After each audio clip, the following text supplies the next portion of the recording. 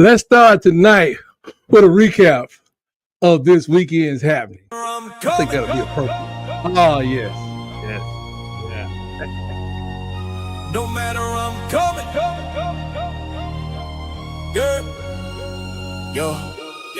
Check the blueprint, Tuscaloosa's the foundation. We birthed a nation, the bats caused a nationwide evacuation. The sea was the proving ground, the standard we set high. Saw Henry and Ingram touch a Heisman sky. They handed out the stiff arm, it was more like a smash. Made that whole damn curve look like absolute crap. We talk 4,000 yards, talk 40 touchdowns deep. You thought you had the angle, but you fell fast asleep. Derrick Henry stepped up, 6'3" and 247. A freight train out of hell, sent straight from football heaven. He didn't sidestep, nah, he came to stomp and pound. Defenders caught the pain as his cleats tore up the ground. Mark Ingram was the first, a comeback stick of dynamite. Dallas and the birds, fueled by that championship. He ran through the middle, put a shoulder in your ass. If you weren't on the ground, you were running out of gas. Blowing through your chest, trapping them for Barron's backfield beats. Henry came stomping like hell on wheels. Heisman in hand, breaking bones with steel. 2 KRC, kid got wrecked. Too many men, still not enough to check. Blowing through your chest, no damn regret. We run through pain, leave turf and sweat. Blowing through your chest, no time to rest. Blowing through your chest, we smash and flex. Too damn strong, too damn complex.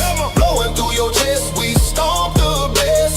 This ain't finesse, it's a damn conquest. Ingram ran low, compact with black. Heisman first, made history last. Saving spark, pounded with pride. Made the whole damn nation feel that time.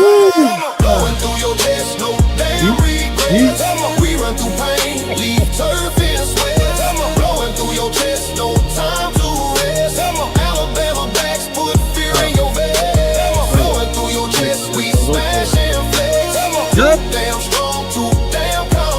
Yeah. Blowing through your chest, we stomp the best. This ain't finesse, it's a damn conquest. Now you flew high, hurdled your soul. Smooth with snot, still smash that gold. Hair like silk, hair is like a tank. You bring a squad, he'll break a whole fight. Blowing through your chest, no damn regrets. We run through pain, leave turf in sweat. Blowing through your chest, no time to rest. Alabama backs put fear in your vest. Blowing through your chest, we smash and flex. Too damn strong, too damn complex. Blowing through your chest, we stomp the best. This ain't finesse, it's a damn conquest. Don't forget the veterans, the smooth stride of Alexander. Eddie laces, nasty spin, move the ultimate commander. Yeldon's gliding patience, cut sharp like broken glass. Amy and Harris balance, making plays quick and fast. They came in waves of fury, no team could catch their breath.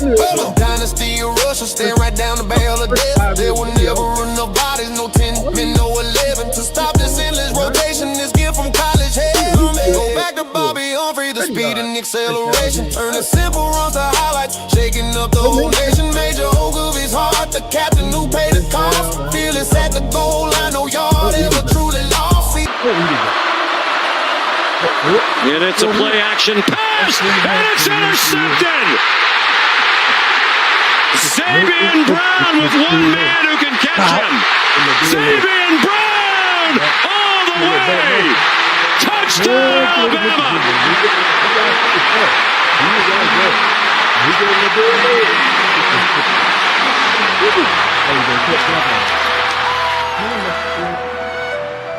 Great play. I mean, a great play. When that guy got to the 50-yard line, I think the clock was at zero.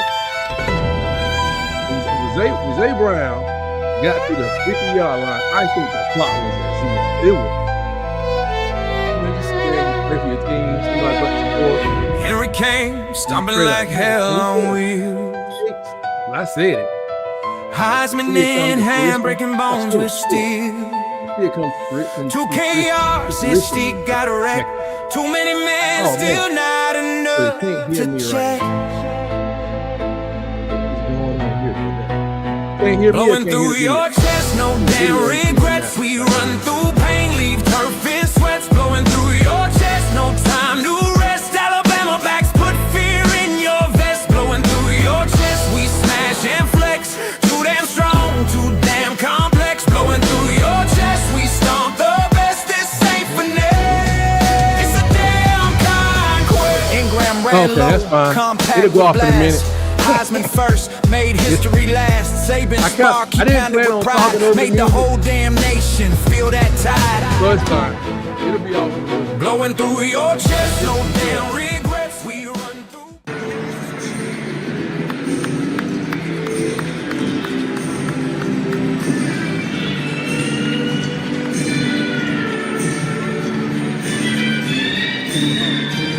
Can I be heard now?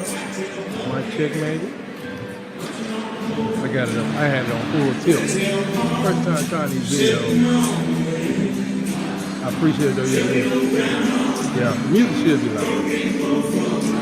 Maybe that's better. I'm not. I just had to recap this because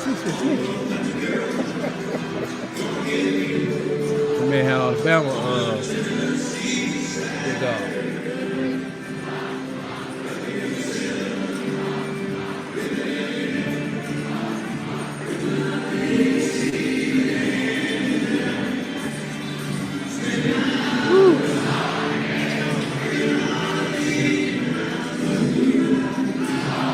Yeah. What a game, what a game.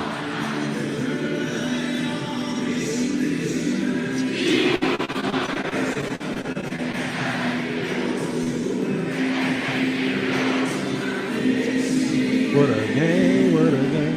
One day I'm gonna upgrade my system and I can hear all this stuff at the same time. Dixieland Delight. By Alabama. Well, they know something like that.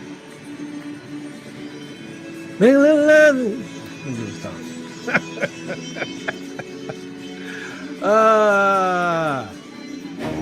Yeah, get away from that woman. What you doing? the things you see on the sideline. Boom. Daniel Hill.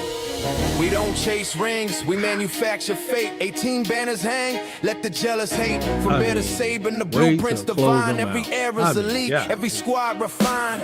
We baptize Georgia in red zone fire. Tennessee folds when the stakes get higher. Please, that's a backyard brawl. We own their dreams, their pride, their fall. One thing I gotta say before I kick off the show, I normally do way I do it. Daniel Hill got the ball, I don't know what, 10, 14 times. He was talking to the ground about 5 times. 8 of those times when he touched the ball, he just gave up. If they didn't tackle him, it wasn't going to happen. All right, let's start the show.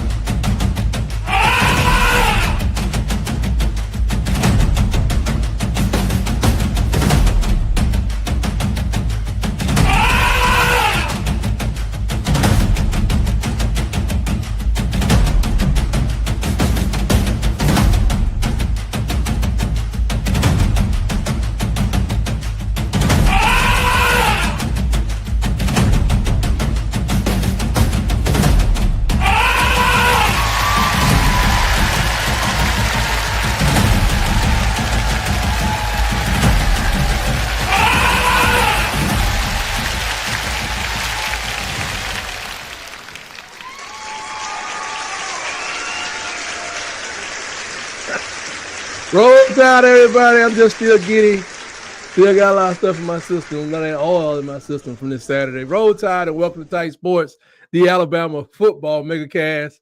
Oh my gosh. Oh, hey, tell everybody to lock me in, buckle up. Let's talk about your Crimson Tide, the greatest dynasty that the world has ever seen anywhere. But before we get rolling, hey folks, we on a run.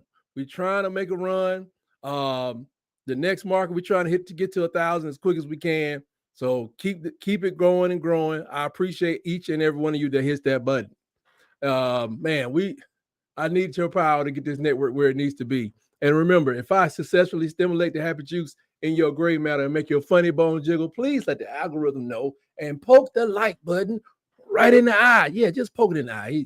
He got an eye plan. So, welcome to the show, you guys.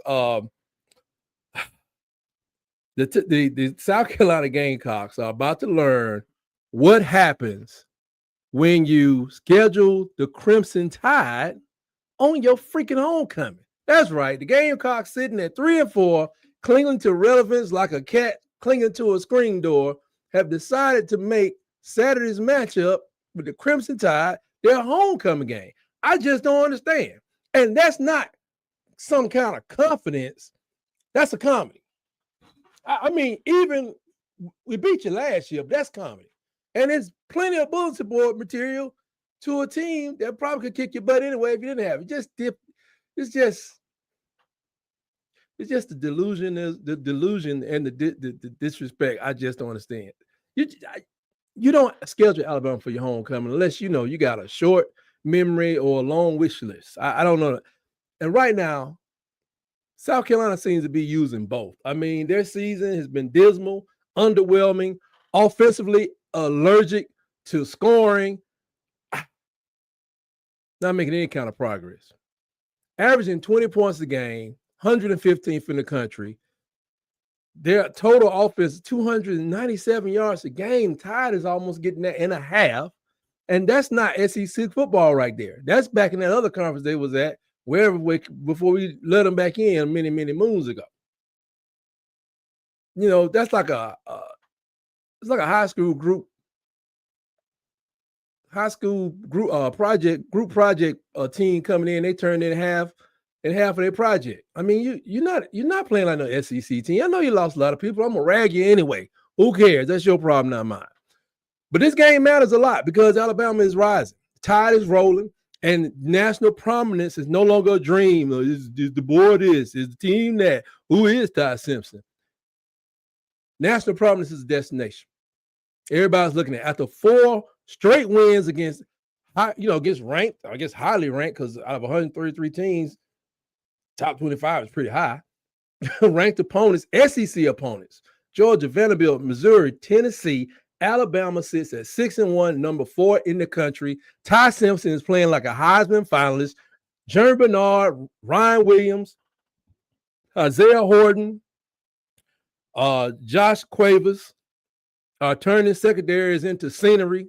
And the defense, Kane Womack, who everybody was hating on. I don't mean to throw that back at you, but you know, that man, he got a unit out there, folks. It don't look like it used to look, but it's an effective unit nonetheless, suffocating opponents like a velvet glove with brass knuckles. I don't know how that really works out. It just came to me. It rolls off the top of my head. Anyway, but this is SEC, and the trap games, they don't come with warning labels.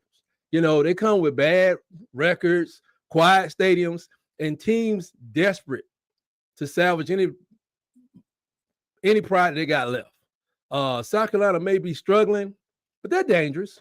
It's still dangerous. They're in the SEC, baby. That's how it goes down. So let's not just shrug it off. They are on our schedule. So that's not, let's just not play with this, and let's take it very seriously. They got Lenore Sellers at quarterback, a once Heisman hopeful who is now playing for redemption. They got Mike Schuler calling plays.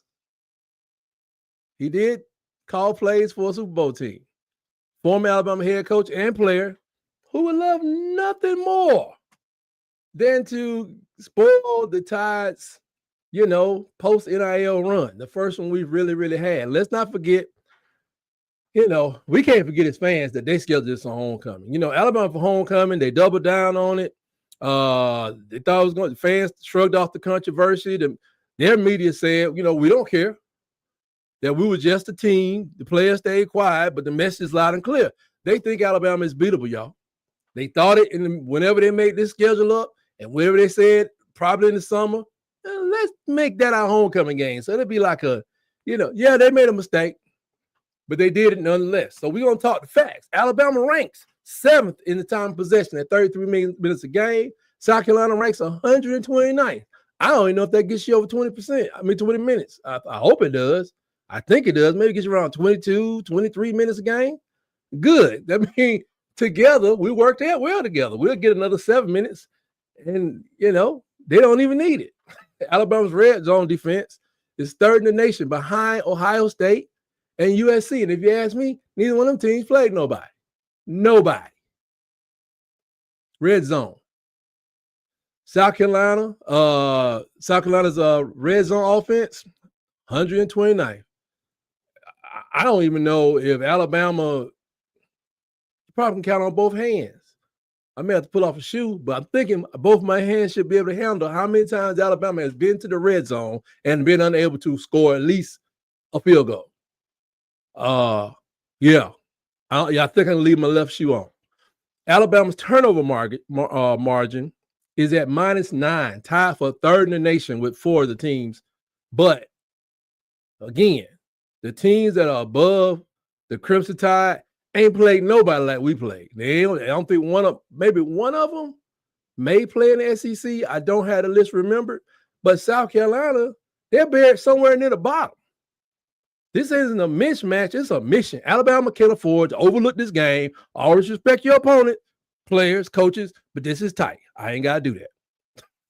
Not with the playoffs. The picture is tightening up. People are falling by the wayside, but it can't be us. Now with OPT, who is it? Who we got left that really kind of threatens? We have OPU and LSU. They coming down the track. They may bring a little funk, but this is the moment where great teams stay focused, stay hungry, and stay dominant. Most of all, who is this? It's me again. Bernard, yeah, that's the man. That's the man right there, as Mystical would say. I hope you get locked up for a very long time if you did what they say you did. If not, I hope you're a free man. Anyway, and the odds, they've shifted like they call them tectonic plates. Tectonic plates, they shift, causing earthquakes. Anyway, Alabama is not a betting favorite to win the SEC at plus 165 ahead of Georgia. Texas A&M, Ole Miss, just for those gamblers out there. Entertainment purposes only. Entertainment purposes only. The national championship odds have climbed into the top 3, and the playoff is clearing like fog under the stadium lights. It's like that's according to On3. It is all clearing up, it's lining up, but we have to stay focused, and I need our team to stay focused. We got to be focused as fans. But like I said, I'm going to talk a little trash because everybody said we hired this guy. He's a bum. He's a okay for Noki, and he need to go back where he come from. And this is people they're not even fans of Alabama. I'm like, why all the energy? But even some Alabama fans have questioned whether Caleb Boyd could turn on that switch and become a viable SEC coach. Let's talk about my man, Ty Simpson. Started the season as a long shot to win the Heisman. I think at the beginning of the season, he was at plus 1,700. I remember back, oh gosh, I think it was like January or maybe when he got named the starter. When was it, June? He was like plus 10,000. I mean, if you bet $100 on Ty Simpson to win at that time, to win the Heisman Trophy, you got 10,000 coming to you. Now the odds all the way down to plus 225. That means they're going to barely double your money. You put 100 up, you make 225. It's still, shaky, but that's a lot better than a 5-digit number. He's leading the nation in QBR, touchdown interception ratio. He's not playing quarterback. He out there conducting a symphony. I watched Matt Brown today talk about his, he started his video about Ty Simpson. He said there's no defense for the perfect throw. Then he went on the show between Missouri and this past game, 3 masterful throws. Like no matter what the defensive person would have done, the receivers did make spectacular catches, but it was a spectacular throw. And it just made me remember, he's a coach's son. I mean, he was listening. Even when my man's players probably weren't listening up there, Ty was listening, and thank God for that. So to South Carolina, we say enjoy your homecoming, enjoy that parade, all the roosters running around on campus, dropping stuff all over the place. Enjoy the nostalgia. Your old roommates, your buddy, the freaky leaks, the freaks, whatever you had going on back in the day. Enjoy, have a great time. Enjoy the great tasting food. Maybe got a little touch of Gullah in there. Got a little touch of Scottish flavors in there, depending on what tent you go to, or maybe somebody mixed them all together. Enjoy it all. Because when the tide rolls into Columbia, it's not going to be for a celebration. It's going to be for just downright catastrophe. We are going to try to destroy everything that we can. I would say, let's destroy the locker room too, but I ain't into all that. That's a crime. But anything on that gridiron, and a couple things slightly off the gridiron, like the egos of the coaches, going to destroy it all. And I actually like that guy. I like Beamer. I respect his dad. But he got to get destroyed on Saturday. Now the tide has certainly turned after being decimated by the Cinnamon Rolls from the state of Florida, whose season has gone into the septic tank after winning their Super Bowl against the Crimson Tide. Since then, Alabama has been on a warpath. 6 straight wins, 4 against ranked opponents. First time ever, no bye weeks. Beating 4 straight opponents. Folks, look it up. It's never been done before. Beating 4 straight ranked opponents without a bye week. No mercy Saturday night was Tennessee's. It was Tennessee's turn, and they got baptized in the Crimson Tide. It just rained all over them. The boy made sure all the boys had cigars, and I saw some people not quite of age with some cigars, but I ain't po-po, and I ain't gonna whistle blow. But that did happen. But roll tide. Now, the turning point in that game, I think their chest was deflated when they got the safety. You give them a safety on offense, and you like the number one. They still the number one offense in the SEC. That's deflating. Okay, that's deflating. I mean, my boys can't block nobody, all that stuff. But that pick six when Tennessee was knocking at the door from 1 yard line. 8 seconds left. Certainly nothing can go wrong. And then they were down 16-7. If they had scored there, it could have been 15-16 or could have been 14-16.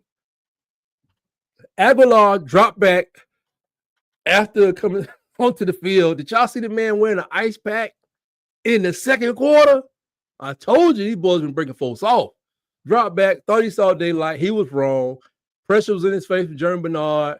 Zay Brown got the ball, took off, and I screamed like a Girl Scout who made her cookie quota. I screamed, "We're gonna get the prizes!" I was too ecstatic. The game flipped, man, and that was it. I mean, half of that team was like, "Where did we park at? Was the bus? Somebody started the bus." You know, the defense made statements. You know, Tennessee came in as the highest scoring offense. Alabama's defense held them to 20. But right now, like I said, they still rank. Thank you very much. It's me. It is correct. But I was really hoping. But I thought that one of the linebackers was going to go straight down the line, pressure that guy. It was written in 5 places that when that guy has thrown all of his interceptions, it has been under pressure. All of them. Not a one. I saw most of them in the games I did watch. None of them. Anyway, they came in. They still averaging number 1. They had 2 red zone scores out of 5 chances and a safety. That's not number 1 offense. Constant pressure. Aguilar looked like he was playing tag with Ghost, man. He know what to turn.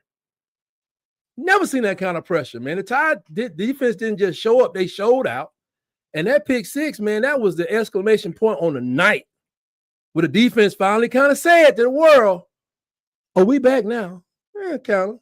They got ripped on a pass play. I think they shouldn't have got ripped on, but it happens, especially from the number 1 team in scoring in the conference. But that run play, I don't know who it was. It looked like Lawson overcommitted, and boy, did they burn us. Like 40-something yards, right to good. As usual, somebody get out of place, or you're in place, you don't make that tackle, this defense gets burned. I don't know what it is, but they persevered through all that. The boy swagger post-game was clear. The team has found his edge and refused to lose it. He's riding momentum game to game. He's not trying to keep people pumped up for the whole year. My head about to explode. He just get them where they need to be, tell them who they are, and get them on the field. He's wearing that doggone black hoodie like a championship cape. I don't know. I'm not superstitious, but I would wear it too. I'm about to get me one. You know, this is crazy. I got a black shirt, but I need to get me I need a black hat. He owns a black hat like I own for all my ghetto boy fans out there. You know, black hat. I need a black shirt. I need some black pants. I need some black Alabama socks. I need it all because something's happening here. You know what I'm saying? 11 straight home wins. I think that may be the largest one in, I don't know. 11 is not that long, so I won't talk about it, but it is 11 straight wins at home. They lit the cigars before the game ended. That was kind of disrespectful, but we're talking about Tennessee. So it don't matter. The Crimson arrogance was earned through dominance. Now, the stats, okay. History was made, like I said, Alabama was the first SEC team to beat 4 ranked opponents without a bye week. That's pretty historic. And they did it with grit and fire. We got a long way to go. The defense finally looks like it belongs to our team. And like I said, even Saban didn't hold nobody scoreless all the time. But that doggone was a 2011 defense. Woo! It was a different game then, but woo! Tennessee had 410 yards coming in, averaging about over 500. But most of it came in the, came as the game was kind of slipping away. You know, and no, they didn't have 410 yards. They had less than that. Maybe it was 310 once they netted out. So sometimes they do these nets and nets out the 297 once they take all the sacks out, and I pulled that from 2 different places. But this wasn't just a win. It's a message. Alabama is not rebuilding. Crimson Tide Nation, I want to officially announce Alabama is reloaded. And every team in the SEC better take note. Win, lose, or draw. Your team is going to hurt. That's all I can promise you. I'm promising you pain from the Crimson Tide. The elephant is awake. He's angry. And he's rolling through ranked opponents like freight trains. So all y'all unranked folks, make it easy on yourself. Just make it easy on yourself. That's all I do is tell you. Make it easy on yourself. Josh Heupel. Josh Heupel had the boneheaded call. He called that play. He thought it was going to work. Tennessee went from potentially tying the game, like I said. And it wasn't just a mistake. That was a murking of his team's pride.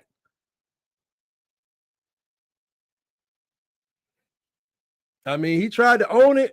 He said we lost in the details, but let's be for real, man. That wasn't a detail. That was a detonator. I thought he would have just ran the ball there. I guess it was 8 seconds. I kind of knew they tough call, man. But you sure don't want to turn it into a touchdown for the other team. Ty Simpson, he didn't just outplay, quote unquote, the people thought was a great quarterback. He stayed calm, decisive, surgical. He stayed healthy because that dude, that ice pack in the second quarter, I was like, God. Heupel was gambling with house money, and Alabama was stacking chips and cashing in every time they could. I mean, it was a masterful game called by Kane Womack, who y'all wanted to give him a bus ticket and tell him we'll send his things to him later. That's what y'all want to do, man, especially at Florida State. The Vols couldn't recover. Brian Denny turned into a celebration zone. But even before the third quarter started, people was partying, man. They were partying. That's one part I hate that I missed. But that wasn't just a bad call. It was a gift, and we don't return no gifts. We just unwrap them and stick them in your end zone. That's what we try to do at Alabama. Dancing in the end zone, man. I think Heupel's headset may still be. It had to be a coach somewhere that said, man, I don't know if I would try that on that Zay Brown guy. Man, you want to try the 6'4" cornerback on the other side then? Somebody had to be like questioning that just slightly. Hey, boss, come on, man. You're in somebody else's house. Maybe run it.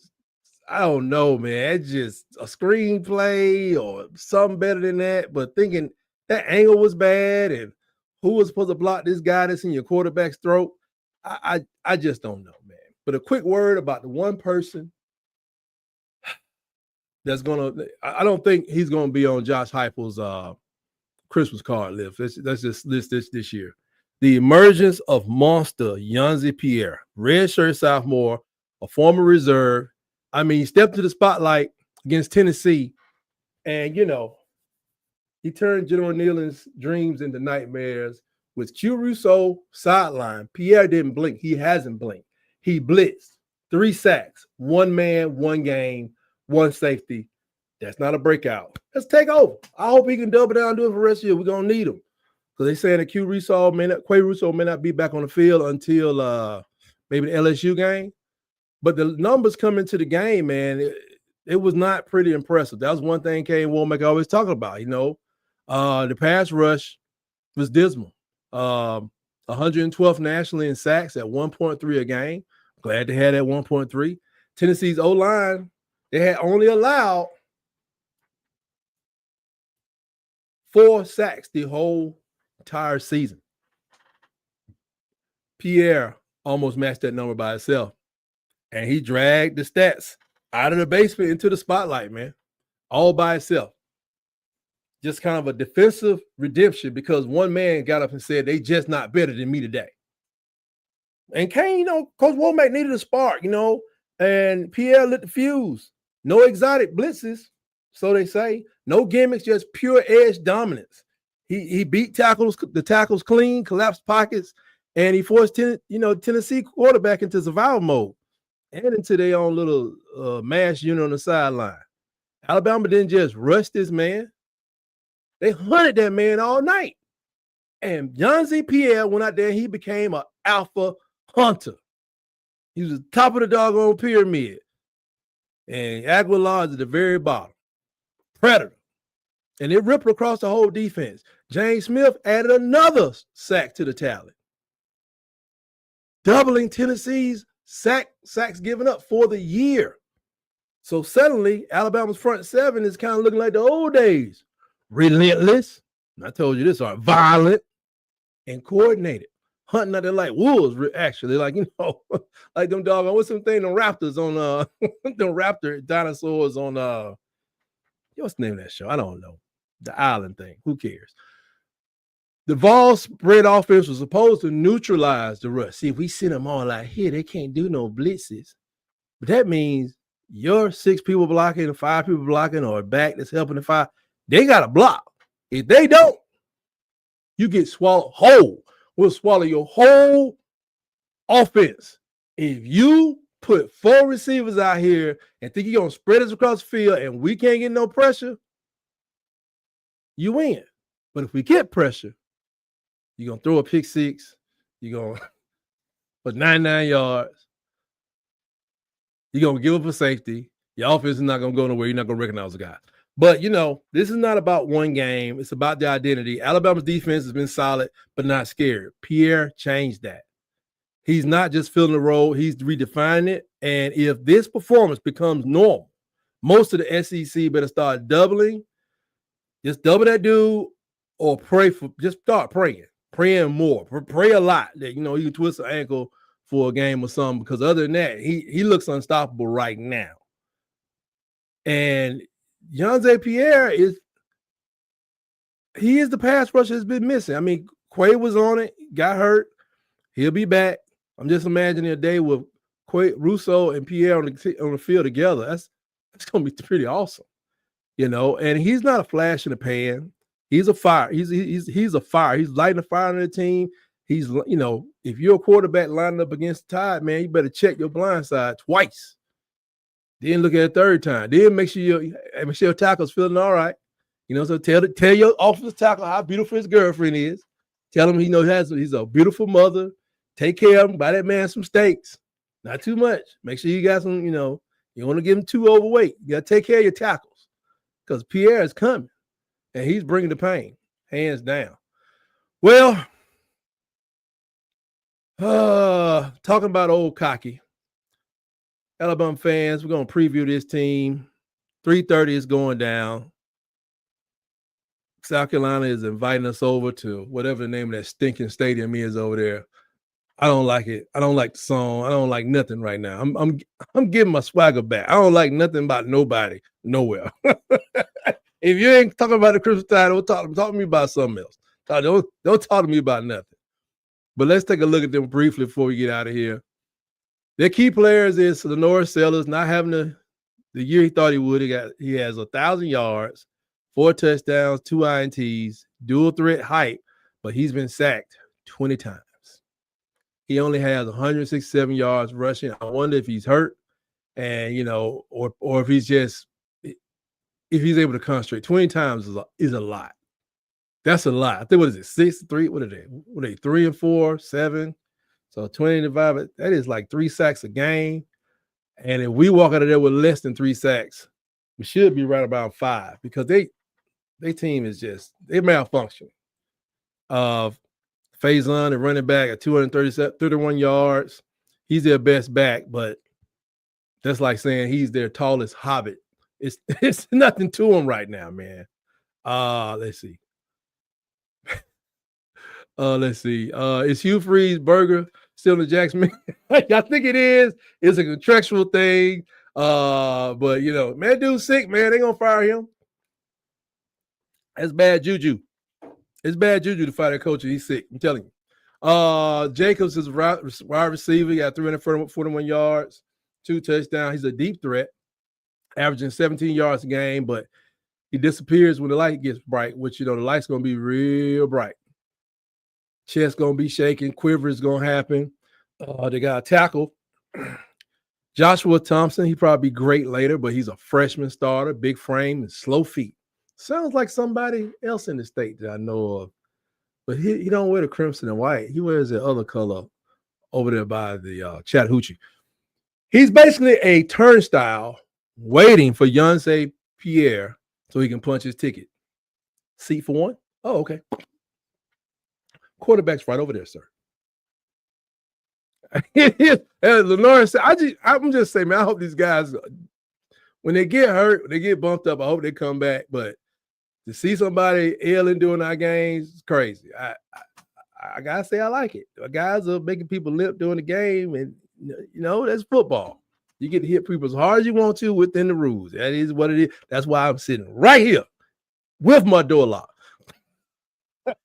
DQ Smith, he's a veteran safety with over 30 career stars, but he's like the only adult in their secondary daycare. D. Stewart is linebacker with 3.5 sacks. Going to watch him. The aggressive edge rusher, but he pursues like a dog chasing shadows or his own shadow, his own tail, stuff like that. So he ain't making no. They had a guy named Tonka Hemingway who was an awesome defensive lineman. He got drafted. I think he played for the Saints. He's been replaced by committee. The new guys, they still learning how to tie up their shoes and I don't know, and don't walk outside. And they just learning. They lost so many people on defense to the NFL. It's been tough on them. Jalen Kilgore is returning starter. He's a DB. He's physical, but he's slow, basically. He's basically toast on the stove, waiting for our receivers and probably our tight end to come by. Just thank you. We'll put jam on it in the end. We'll literally put jam on it in the end zone. Jamari Miller's jam. Anyway, so looking at Lenoris Sellers, man, he came into the season with Heisman whispers, and now he has SEC nightmares. Now, this would be a huge accomplishment for him. He was able to take us down. He threw for over 200 yards just twice against LSU and Oklahoma. He had 124 yards each one of those games. And Oklahoma defense probably does match up. But LSU, I don't know what's going on at LSU. I wish them all the worst. He's been sacked 11 times in 2 games. Like I said, 20 on the season. So it's absolutely crazy what's going on over there. Is Ty Simpson the best QB in the nation? I would definitely say one of them. And when I just look at the competition, that's why I was telling somebody against the competition, yeah, I mean, Beck has fallen off. Mateer got hurt, and he got this bionic thumb now, so I don't know if he's coming back. When I look at the competition, he got to be top 3. And I haven't looked at everybody. I'm not sure what running back is in some other conference about to run for almost 3,000 yards either. So we know that could be a thing that keeps you away from that Heisman. I'm not a big Heisman person, but if it makes Ty happy and his family, then it makes me happy. Now, Lenoris Sellers, he does have a cannon arm and makes plays outside the pocket, but his internal clock is officially broken. He holds on to the ball like it's a newborn, and he's getting dropped like a bad mistake. I'm selling 2 for 10. 2 for 10. My mixtape. If you never had that experience, God bless you. Anyway, his strengths are his arm strength, athleticism. He can escape pressure when he's not seeing ghosts, because sometimes he just takes off early, a little too early. He has that long ball accuracy like Jalen Milroe, but it seems like it maybe both of them was just throwing the ball to a spot to a very fast receiver. They just do it real good or really well. I don't think South Carolina has that speed merchant over there, though. I don't think have. And he's tough. Now he's been taking a lot of hits. He set out a couple of series in one or 2 games, but he's taking a beating over there. He can improvise pretty good, but his top 5 flaws is his pocket awareness. It's like blitzes don't mean nothing to him. It's almost like a cataract or something. His decision making, he tries to force throws, not very consistent. He's hot one drive and cold the next. His rushing efficiency, like I said, 108 yards on 84 attempts. And it's really a tragedy because the same thing happened to Cam Newton at Carolina when Mike Shula became his offense coordinator. Tell people, Cam dragged the Carolina Panthers to the Super Bowl and was tired. Probably was mentally shot because that offense was not very creative.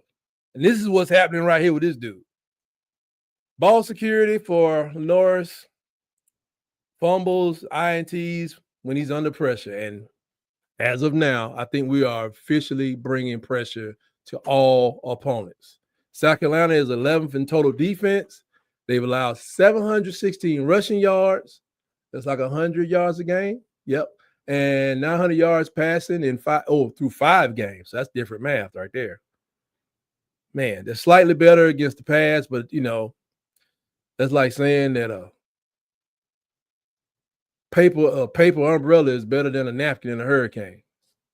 Means absolutely nothing. They are miserable. They play miserable. And I really could tell one time when Norris got a concussion in a game. If you know what, you look it up. The continents, they're feeling. You could see the emotion of the team just leave the field. Period. Just left. Their run defense gets bullied around. Missouri and LSU ran crazy on them. You know how Missouri get down. And I don't even think LSU want to run, but they did against South Carolina. The front 7 is like freshman orientation class. They lost 5 defenders to the NFL, and they replaced them with transfers and rookie. They got all heart, but they are not ready to do the hard work to take on the Crimson Tide. Alabama's O-line is going to teach them a lesson in trench warfare. That's what I'm expecting. They've struggled this season. I mean, they were ranked number 13 at the beginning of the season. Now they're 3-4, 1-4 in the SEC. They lost to Vanderbilt 31-7 for the first time in over a decade.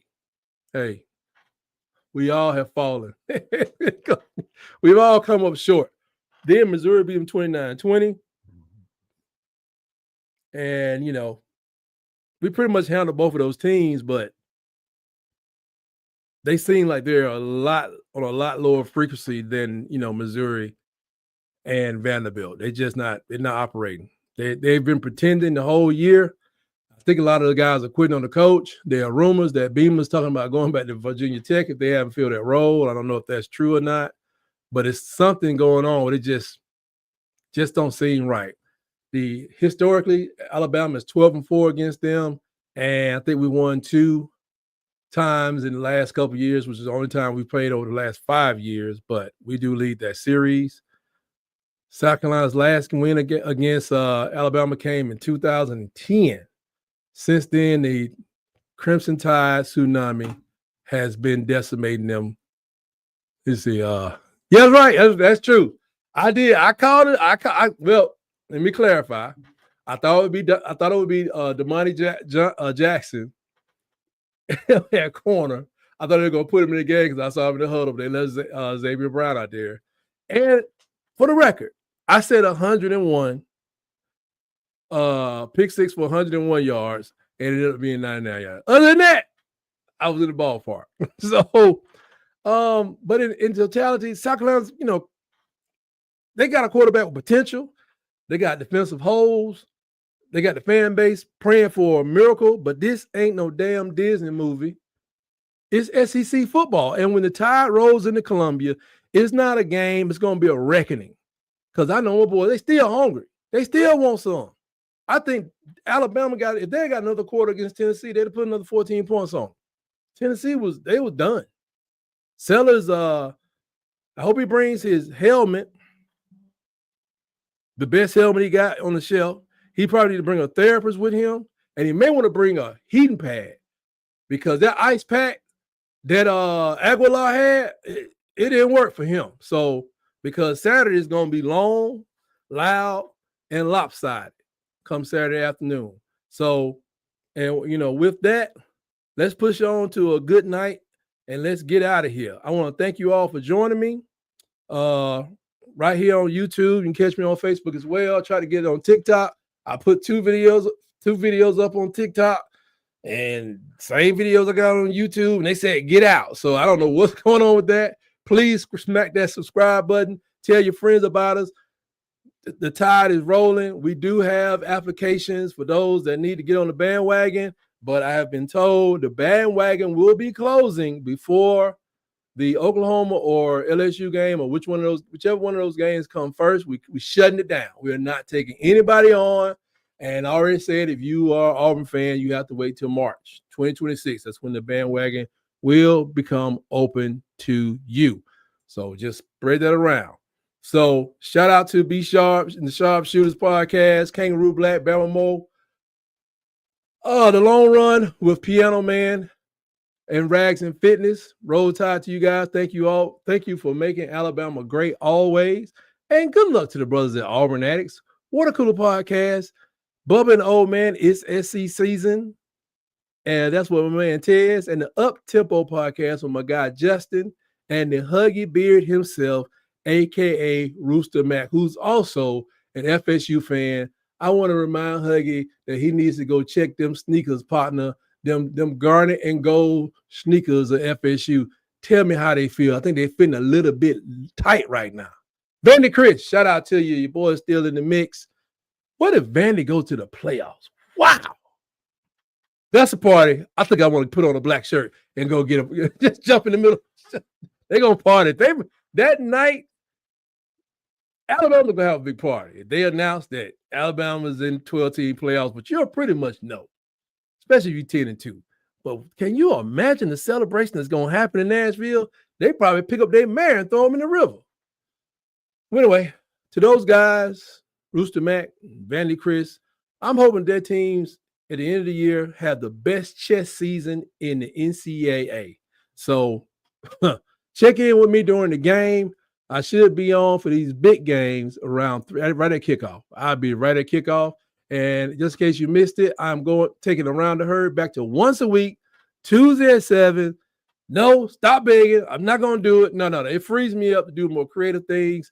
I enjoy being in here, but I think I was kind of getting bogged down. I couldn't stay current, so I'm going back to once a week, Tuesday, 7 p.m. I'll be right here, but please keep your notifications on because I do have content that I want to share with you guys, and I don't want to be behind. I want you to be behind in the news regarding the Crimson Tide and other matters dealing with NCAA athletics. Oh, I just bit my tongue. Wow. Anyway, it's time for me to go. And always remember, guys, roll, tide, roll.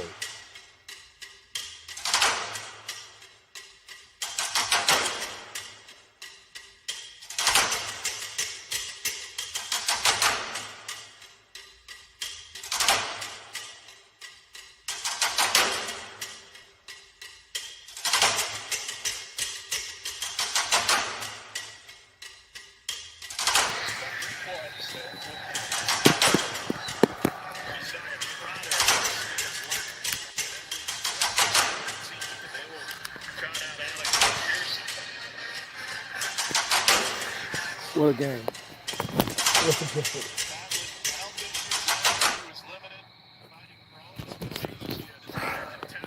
Auburn's about to kick their field goal. Kicking their field goal in overtime.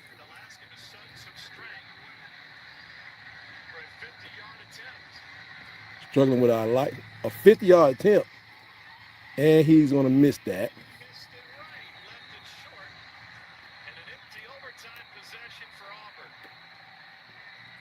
Roll Tide, y'all. Roll Tide. What a win. What a victory. You gotta love it.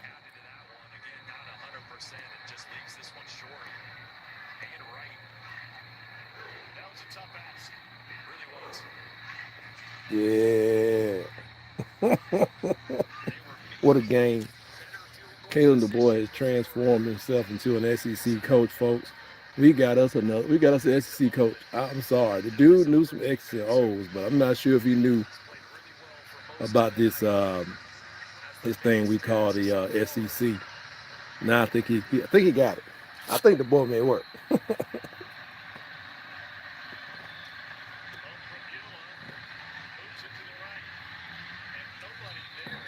Man. Missouri still struggling. They got the ball. All they got to do is move the ball about 15 yards, kick a field goal, and they leave Auburn with a victory. But I need for Hugh to get this extension tonight.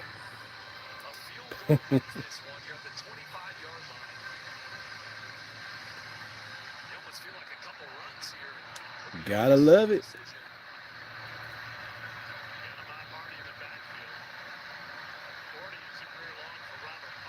Mm.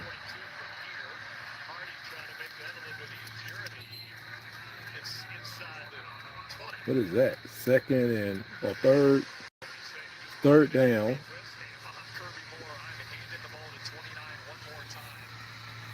Third and 4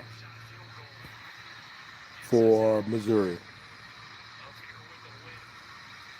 DJ Durkin, he is Auburn's defense coordinator. He is barking out orders for his guys. Boy, somebody to hire him away from there.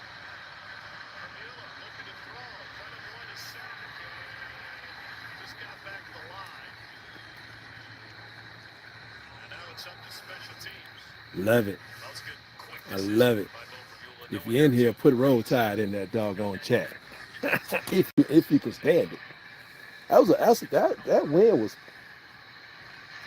of the teams we beat. I guess Georgia's the best one that we've beaten out of all 4 of the conference teams. But something about that Tennessee, I don't know.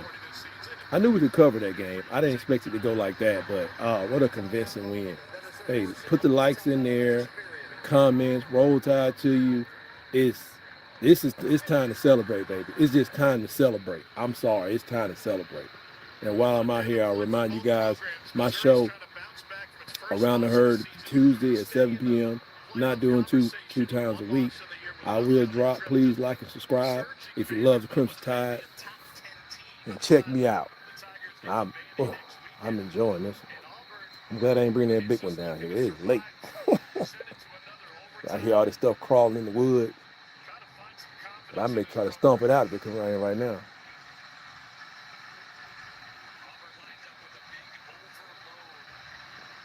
Oh, yeah. Yeah, smoke them if you got them. I'm loving this. Roll Tide. Here goes the kick. PhD. Nope. We're going to a second overtime. We're going to a second overtime.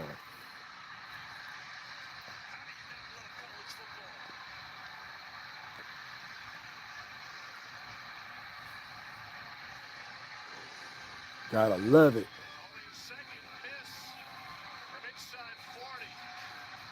PhD, I hope you got one of these lit up. Just light it and throw it out the back door. Or go out the back door, light it, and go back inside. Drinkowitz ran on the field with the state trooper behind him like the game was over. I tell you, man, that place is cursed. That's the only field. I don't think there's a home field advantage at Jordan-Hare Stadium. I don't think there's an advantage. I don't care what nobody says. They've had awful things to happen. Every other team's had awful things to happen at Jordan-Hare Stadium. I ain't looking forward to going down there. But if we can go down there with one loss, I won't care when we leave. I won't care. We're going to playoffs. What y'all want to do? You want to beat? Would you rather leave Auburn, go in like 10-1, lead at 10-2, head to the playoffs, or really, and possibly skipping over you could be 10-2 with a loss to Auburn and skipping over the SEC championship game too, which I ain't no fan of that. But that gives the boys from the end of the Iron Bowl all the way to the playoff to practice, and even bring in new people.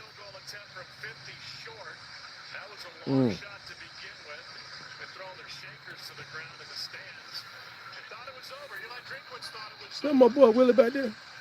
Anyway, I tell you what, I said I want Auburn to win. I don't want them to fire this dude. I know it's a hot mess. It's a bonfire out there. I do not want them to fire this guy. What's going on with this Silvio, Vera, Tony Wade? Yeah, well, sometimes we play like crap. Sometimes circumstances make you play like crap there, Mr. Wade. Here we go. First down. Did they lose yard? Gain a half yard.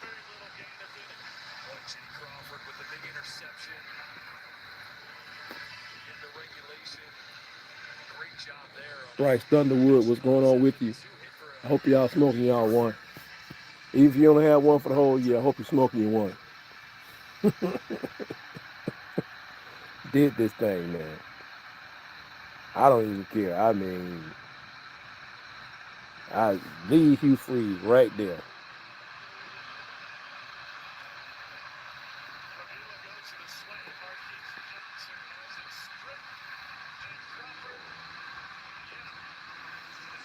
See, I think another play right there, it's one of those things, home field advantage. It allows them to, they never talk about this. They talk about the refs all the time.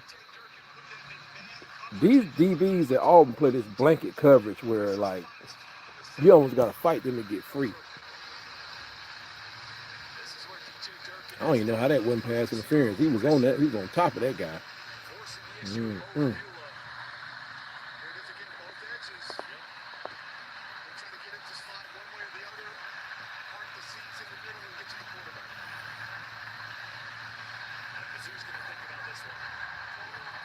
I tell you what, I don't think the Auburn kicker misses. I don't think he misses like that twice.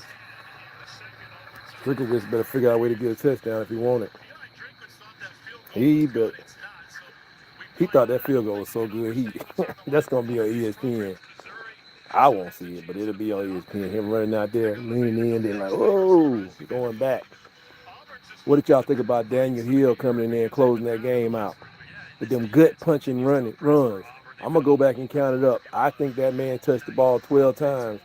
But I don't remember him hitting the ground but about 4 times. That's a powerful man. They said he's not as fast as Derrick Henry, but they got the same type of build. He's he's like 0.2 seconds slower than Derrick Henry. But you can see it. With him and Jam, they said he was injured after the Wisconsin game or the ULM game. He's been kind of dinged up. They saving him for the right time. So now Jam don't have to take a big beating. Daniel Hill, he can be that workhorse too. First down at the 12-yard line for Missouri. Show me something.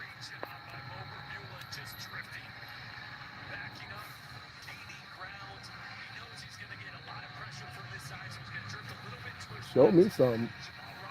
Goes from the show me state.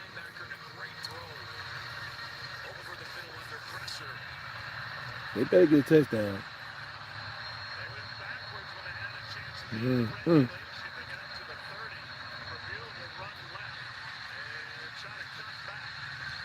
Okay. That 5-yard run by the quarterback around the side. Oh, that was a great win. I thought we could win, but 37-20? Still, I can't be mad at 20. They give up 16 points a game, 16, 17 and a half points a game. I think 17 and a half. That's probably going to move us up to 18. But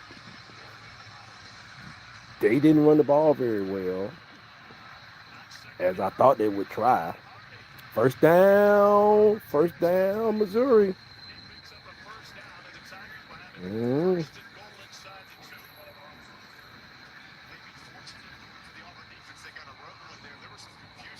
Gotta love it. Woo. Good game, man. Good game. I mean, we got a safety, man. We got a big 6. I called it too. I mean, it's what you want when your team has got their back against the door. But I said, they throw this ball the right way. I thought it would be Damani Jackson, but it's 8 rounds, 99 yards, a 99-yard drive. But they did say their defense overall, Tennessee, was hot garbage.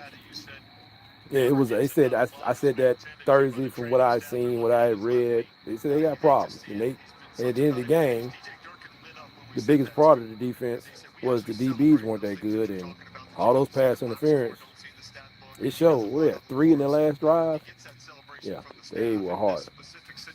They were not doing good. Auburn got a man down. He's from Minneapolis, Minnesota, the home of Prince. Ooh, time. Mint condition.